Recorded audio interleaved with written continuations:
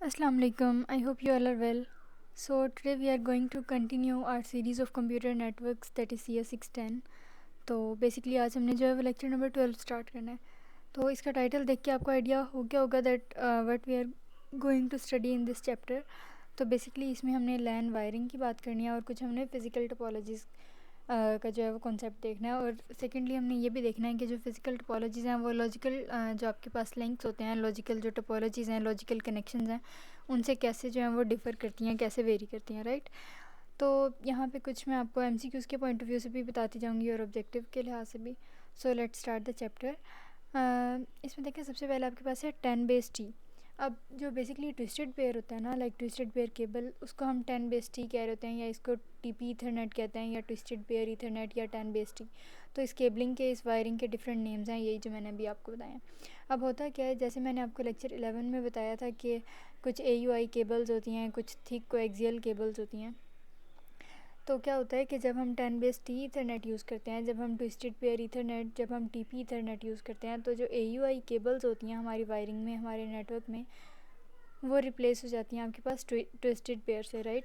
और इसी तरह जो थिक कोएक्सियल केबल्स हैं उनकी जगह हम रिप्लेस कर देते हैं हब. अब हब बेसिकली क्या है, मैंने आपको बताया था कि एक लाइक सिंगल कनेक्टिंग डिवाइस होती है जिसपे मल्टीपल जो कंपोनेंट्स हैं आपके नेटवर्क के, वो आके कनेक्ट करते हैं, ठीक है. स्टार टोपोलॉजी में यूज़ होता है. तो अब यहाँ पे देखें कि ये जो ट्विस्टेड पेयर है ये चीपर है, ठीक है. और इसके अलावा क्योंकि ये चीपर है तो इसलिए most useful technology till date, आज की डेट तक जो है वो ट्विस्टेड पेयर सबसे ज़्यादा यूज़ होता है. अब तो खैर फाइबर ऑप्टिक्स भी आ गई हैं, लेकिन we have to follow the handouts, right. अच्छा, अब यहाँ पे देखें कि आपने इस डायग्राम में क्या याद रखना है. एक तो आपने ये याद रखना है कि ये हब है और ये रिप्लेस किससे हुआ है, थिक कोएक्सियल केबल से. क्यों? क्योंकि यहाँ पे हमने ट्विस्टेड पेयर वायरिंग यूज़ की है, राइट. सही हो गया. अच्छा, अब यहाँ पे देखें ये है RJ45 कनेक्टर. तो जब भी ट्विस्टेड पेयर की बात आएगी, चाहे CS610 में या आपका इसका अगर प्रैक्टिकल का कोर्स आपने इनरोल किया हुआ है इस सेमेस्टर में, तो जहाँ पे भी ट्विस्टेड पेयर की बात आएगी ना, तो कनेक्टर वहाँ पे कौन सा यूज़ होता है, RJ45, right. RJ45 connector is used in twisted pair cabling. अच्छा, अब नेक्स्ट बात आ गई हब्स की. हब्स में आपने इस टॉपिक में एक बात याद रखनी है कि हब को जो है वो हम ईथरनेट इन अ बॉक्स भी कहते हैं, ठीक है. उसके अलावा इसको क्यों कहते हैं, क्योंकि ये शॉर्ट रेंज तक ईथरनेट जो है वो बहुत अच्छे से एज एन ईथरनेट जो है वो एक्ट करता है. उसके अलावा जब हम बात करें कि अगर हमने इसकी कैपेसिटी को, इसकी एफिशिएंसी को इंक्रीज़ करना हो, तो हम क्या करते हैं कि लार्ज ईथरनेट के साथ इसको कनेक्ट कर देते हैं, किसको, हब को. और हब को ईथरनेट इन अ बॉक्स भी कहते हैं, ठीक हो गया. अच्छा, अब यहाँ पे बात आ गई वायरिंग टेक्नोलॉजीज़ की. तो वो कह रहे हैं कि जितनी भी वायरिंग टेक्नोलॉजीज़ होती हैं ना, वो similar identical Ethernet specifications use करती हैं. अब यहाँ पे मैंने आपको कहा कि ये आइडेंटिकल ईथरनेट स्पेसिफिकेशंस यूज़ करती हैं, तो क्या क्या मकसद है कि इनका फ्रेम फॉर्मेट सेम होता है. फ्रेम फॉर्मेट वही जो मैंने आपको स्टार्ट में बताया था कि एक स्टार्ट ऑफ हेडर होता है, फिर end of tail, this and that, right. अच्छा, एक सिमिलरिटी तो ये हो गई. उसके बाद एक सिमिलरिटी ये है कि ये एल्गोरिदम सेम यूज़ करती हैं डिटेक्शन के, लाइक कोलिजन को डिटेक्ट करने के algorithm, CSMA, CD, carrier sense, multiple access, collision detection. तो इसके लिए एल्गोरिदम जितने भी होते हैं वो सेम यूज़ करती हैं सारी वायरिंग टेक्नोलॉजीज़, चाहे चाहे आप AUI केबलिंग ले लें, चाहे ट्विस्टेड पेयर हो, चाहे थिक कोएक्सियल हो, दिस एंड दैट, राइट. तो कहने का मकसद है कि वो सबका फ्रेम फॉर्मेट सेम होगा, सब CSMA, CD, carrier sense, multiple access, collision detection algorithms same use करेंगे, ठीक है. और डिफरेंट टेक्नोलॉजीज़ को मिक्स भी किया जा सकता है. इसी तरह जो नेटवर्क इंटरफेस कार्ड्स होते हैं वो ये सारी टेक्नोलॉजीज़ जो हैं वो प्रोवाइड करते हैं. अच्छा, अब यहाँ पे ये देखें, ये MCQs के लिए डायग्राम आपके लिए बहुत ज़्यादा इंपॉर्टेंट है. इसमें बेसिकली क्या होता है कि अगर MCQs के अलावा शॉर्ट में और लॉन्ग में एक कॉलम के फॉर्म में आपको 10 बेस टी, थिक नेट और थिन नेट दे देंगे, और सेकंड कॉलम लाइक खाली होगा और उसमें बताना होगा कि कौन से कनेक्टर्स इसमें यूज़ होते हैं. इसी तरह ये हो सकता है कि मैच द कॉलम्स की फॉर्म में हो सकता है, या फिर आपके पास MCQs हो सकते हैं, ठीक है. तो आपने बस ये याद रखना है कि 10 बेस टी यानी कि ट्विस्टेड पेयर में RJ45 कनेक्टर है. इसी तरह AUI कनेक्टर जो है वो थिक नेट में यूज़ होता है, और थिन नेट में BNC कनेक्टर जो है वो यूज़ होता है, ठीक है.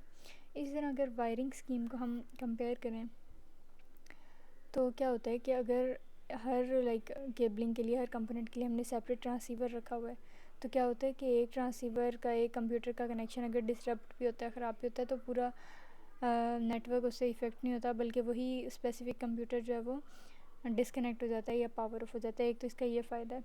इसी तरह अगर हम नुकसान की बात करें तो वो कह रहा है कि हो सकता है कि आपके पास जो ट्रांसीवर है वो किसी इनकन्वीनियंट प्लेस पे लोकेटेड हो, लाइक जहाँ पे फिजिबल नहीं है, इन फिजिबल प्लेस है, तो फिर क्या होगा कि वो ट्रांसीवर जो है वो मेल फंक्शन कर सकता है, उसमें कोई एरर्स आ सकते हैं, कोई इश्यूज़ आ सकते हैं, जिसको जो है वो ठीक करना भी it can be very hard, right. इसी तरह जो थिन कोएक्सियल केबल्स हैं अगर उनको कंपेयर करें तो हम देखते हैं कि क्या होता है कि वो केबल मिनिमम तो लेता है, मतलब कॉस्ट इफ़ेक्टिव भी है, लेकिन अगर एक कंप्यूटर डिस्कनेक्ट हो तो वो it can disturb the entire network. तो बेसिकली यहाँ पे मैं आपको बताऊँ कि पेपर के पॉइंट ऑफ व्यू से आपने कैसे करना है। तो आपके पास लॉन्ग में ये क्वेश्चन आ सकता है कि फॉर एग्जांपल मिस्टर असलम जो है उसने अपना कोई नेटवर्क सेटअप करना है ऑफिस में, तो डिफरेंट वायरिंग स्कीम्स की उसके पास ऑप्शंस हैं, तो बताएं कि मतलब जो है वो ऐसा ही टेक्नोलॉजी हो कि कंप्यूटर पावर ऑफ हो तो पूरा नेटवर्क ठीक रहे, तो डेफिनेटली आपने कहना है कि भाई सेपरेट ट्रांसीवर रखो। इसी तरह अगर वो कहे कि मिनिमम केबल लगनी चाहिए तो आपने कहना है कि थिन को एक्सियल केबल ठीक है। मतलब इस तरह से डिफरेंट सिनेरियोज आ सकते हैं, I am just giving you an idea. इसी तरह जो हब वायरिंग होती है उसमें इलेक्ट्रॉनिक्स और कनेक्शंस को सेंट्रलाइज़ किया जाता है। कैसे? क्योंकि एक हब जो है वो सेंट्रल डिवाइस होती है और उस पर आके सारे कंपोनेंट्स और लाइक सारी डिवाइसेस, सारे कंप्यूटर्स, लैपटॉप्स जो हैं वो कनेक्ट होते हैं। तो इससे क्या होता है कि मैनेजमेंट इजी हो जाती है। तो as I have told you earlier कि अगर आपसे पूछ लेंगे भाई मैनेजमेंट बस इजी होनी चाहिए और जो है वो लेंथ पे और पावर ऑफ होने पे कॉम्प्रोमाइज़ किया जा सकता है, तो फिर आपने कहना है कि हब का connection, go for the hub wiring, right.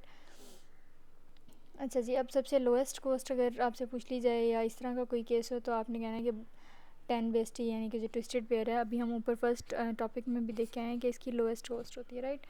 अच्छा जी, इसी तरह यहाँ पे कुछ लॉजिकल और फिज़िकल टोपोलॉजी की बात हो रही है कि जैसे अब ट्विस्टेड पेयर है वो उसकी नेटवर्क टोपोलॉजी तो बस है, लेकिन उसकी वायरिंग टोपोलॉजी जो है वो स्टार है। इसी तरह से टोकन रिंग का बताया हुआ है।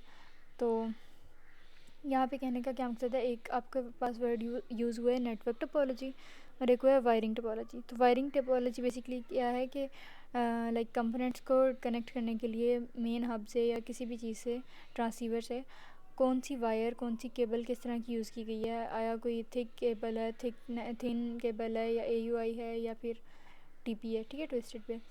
ये तो थी वायरिंग टोपोलॉजी। और जो नेटवर्क टोपोलॉजी होता है कि किस शेप में, किस फिज़िकल कॉन्फ़िगरेशन में, किस फिज़िकल लेआउट में जो है वो कनेक्टेड है। तो आई होप कि आपको इन दोनों का बेसिकली डिफरेंस समझ आ गया होगा। इसी तरह यहाँ पे MCQs आपके पास आ गया कि इनकमिंग फ्रेम्स को फ़िल्टर कौन करता है, एनालाइज़र करता है, और ये बेसिकली देखता है कि कौन से फ्रेम्स आ रहे हैं, उनको प्रोसेस कैसे करना है, फ़िल्टर कैसे करना है, उसके अलावा काउंट भी उनको करना है, राइट। और उसके अलावा डिस्प्ले भी करवा देता है वो फ्रेम्स को। अच्छा जी, अब नेक्स्ट आपके पास टॉपिक आ गया advantage and disadvantage of wiring schemes. अब देखें, there is never a free lunch. तो जहाँ पे कुछ एडवांटेजेस होंगे किसी चीज़ के, वहीं पे डिसएडवांटेजेस भी होंगे, राइट। तो यहाँ पे सबसे पहले बात आ जाती है रिलायबिलिटी की। तो wiring that usage a transceiver for each connection does not affect the entire network. अच्छा, अब बेसिकली क्या होता है कि अगर मैंने जैसे आपको बताया था कि एक ऑप्शन तो ये है कि हर कनेक्शन के लिए अलग से ट्रांसीवर लगा लो। तो इससे क्या होता है कि एक ट्रांसीवर और एक कनेक्शन अगर ख़राब होता है, डिस्टर्ब होता है, फेल होता है, तो पूरा नेटवर्क तो चलता रहेगा, सिर्फ वही पावर ऑफ हो जाएगा। तो in a sense, in other words, इसकी रिलायबिलिटी मेंटेन रहती है। लेकिन अगर हब आपने कनेक्ट किया हुआ है डिफरेंट डिवाइसेस के साथ और उस हब में कोई केबल काट हो जाता है, तो क्या होगा कि मतलब जिस स्पेसिफिक अगर लाइक कंप्यूटर से कनेक्टेड है अगर, तो वो सिर्फ एक कंप्यूटर पे फ़र्क पड़ेगा, और अगर वो ओवरऑल है तो फिर आपके पास क्या होगा, पूरे का पूरा नेटवर्क जो है वो इफ़ेक्ट हो जाएगा। तो इस तरह से रिलायबिलिटी है। नेक्स्ट आपके पास कॉस्ट इश्यूज़ हैं। ये मैंने आपको बताया कि ट्विस्टेड पेयर ईथरनेट जो है वो सबसे ज़्यादा चीपेस्ट है, ठीक है, इसकी वजह से ये पॉपुलर भी है। इसी तरह जो थिक नेट है वो सबसे ज़्यादा एक्सपेंसिव होता है, तो इसलिए ज़्यादा यूज़ नहीं किया जाता। अच्छा, नेक्स्ट आपके पास आ गया टोपोलॉजी पैराडॉक्स। अब इसमें दो अलग से बातें हैं। एक आपके पास टोपोलॉजीज़ दो तरह की होती हैं, एक लॉजिकल और एक फ़िज़िकल। थोड़ा सा मैं आपको ऊपर भी आइडिया दे के आई हूँ। तो बेसिकली फ़िज़िकल टोपोलॉजी क्या होती है कि आपकी जो वायरिंग स्कीम है, आपकी केबलिंग स्कीम है, वो कैसी है, ठीक है। और लॉजिकल टोपोलॉजी ये होता है कि लॉजिकली यानी कि अंदर से इंटरनली वो डिवाइसेस डिफरेंट जो हैं किसी भी इंटरनेट नेटवर्क में, वो आपस में कैसे कम्युनिकेट कर रही हैं, ये आपके पास लॉजिकल टोपोलॉजी है, ठीक है। इसी तरह यहाँ पे वही कनेक्टर्स जो ऊपर हमने देखे थे वो रिपीट हो रहे हैं। ऑटो निगोसिएशन, यहाँ पे देखें ऑटो निगोसिएशन बेसिकली क्या होता है कि जो 100 बेस टी टेक्नोलॉजी है ना, 100 मेगाबिट्स पर सेकंड की, उसमें ये क्वालिटी है या इसके अंदर ये फ़ीचर होता है कि वो बैकवर्ड कंपैटिबल है, यानी कि जितने भी पार्टिसिपेंट्स होते हैं, जितने भी कंप्यूटर्स कनेक्टेड होते हैं उस नेटवर्क में, वो कनेक्शन इस्टेब्लिश जब होता है ना तो वो पहले ही निगोशिएट कर लेते हैं, यानी कि उर्दू में अगर मैं बताऊँ कि मुज़ाकरात कर लेते हैं कि हमने क्या स्पीड रखनी है अपने पूरे नेटवर्क की, ठीक है, या ट्रांसफ़र ऑफ डेटा की। तो 100 बेस टी टेक्नोलॉजी जो है वो ऑटो निगोशिएशन का प्रोसेस परफॉर्म करती है। और ये क्यों करती है? क्योंकि ये बैकवर्ड कंपैटिबल है। और कैसे कंपैटिबल है? क्योंकि इस टेक्नोलॉजी को यूज़ करते हुए आपके कंप्यूटर नेटवर्क में जितने भी कंप्यूटर्स उस वक्त कनेक्टेड होते हैं ना, एज अ कंपोनेंट एक्ट कर रहे होते हैं, वो आपस में कनेक्शन सेटअप करने से पहले जो है वो कोई स्पीड जो है वो निगोशिएट कर लेते हैं, डिस्कस करके फाइनलाइज़ कर लेते हैं कि हमने ये स्पीड रखनी है, ठीक है। इसी तरह अगर आपसे कोई पूछे कि पेपर में आ जाए कि वायर्स की डिफरेंट कैटेगरीज़ हैं, तो बताएं कि डिफरेंट क्या क्या फ़ीचर्स या क्या क्या मतलब चीज़ें देखनी चाहिए हमें कोई भी केबल यूज़ करने से पहले अपने नेटवर्क में। तो आपने कहना है कि ये देखना है कि भाई डेटा रेट क्या इंटेंडेड है, हम फास्टली डेटा को मूव करवाना चाहते हैं, ट्रांसफ़र करवाना चाहते हैं, या स्लो पे कॉम्प्रोमाइज़ किया जा सकता है। इसी तरह जिन डिवाइसेस ने आपस में कम्युनिकेट करना है नेटवर्क में, उनका डिस्टेंस आपस में क्या है। इसी तरह इलेक्ट्रोमैग्नेटिक इंटरफेरेंस, नॉइज़ की क्या अमाउंट है। उसके अलावा फ्यूचर में हमें वो कितनी एंटिसिपेशंस हैं, कितना हमें चाहिए होगा, कितनी नीड्स हैं, और उसके अलावा कॉस्ट इफ़ेक्टिव ये है भी या नहीं, ठीक है। ये टेबल ऐसा करने की ज़रूरत नहीं है, फिर भी एक बार इसको देख लें, वैसे अदरवाइज़ ज़रूरी नहीं है पेपर के पॉइंट ऑफ व्यू से। अच्छा, लास्ट आपके पास टॉपिक है wiring schemes and other network technologies. तो इसमें बेसिकली क्या है कि लाइक सिर्फ ये नहीं होता कि सिर्फ ईथरनेट टेक्नोलॉजी पे कोई चीज़ लिमिटेड है, बल्कि डिफरेंट वायरिंग स्कीम्स हैं जिनको डिफरेंट तरह से कनेक्ट किया जा सकता है in order to set up a suitable network. तो इसमें क्या होता है, जैसे अब लोकल टॉक है, वो हब्स को यूज़ करती हैं, ठीक है, और वो सिमुलेट करती हैं बस टोपोलॉजी को, यानी कि देखने में क्या लगती हैं और वो लॉजिकली कैसे एक्ट करती हैं। तो बेसिकली ये कॉन्सेप्ट जो है वो ये लॉजिकल और फिज़िकल टोपोलॉजीज़ का है, और इसको हम प्रीवियस स्टार्ट वाले चैप्टर्स में भी डिस्कस कर चुके हैं कि वो लॉजिकली स्टार है या फिज़िकली स्टार है, यानी कि सिर्फ दिखने में स्टार शेप्ड है, या वो एक्ट ऐसे कर रहा है कि एक हब है दरमियान में और बाकी सारी मतलब सेकेंडरी डिवाइसेज हैं, ठीक है। So that was all about today. इसमें अगर कोई भी कन्फ्यूजन हो या कोई क्यूरी हो तो you can always drop a comment, and if you are new to the channel then don't forget to subscribe and hit the bell icon as well. Till then, Khuda Hafiz.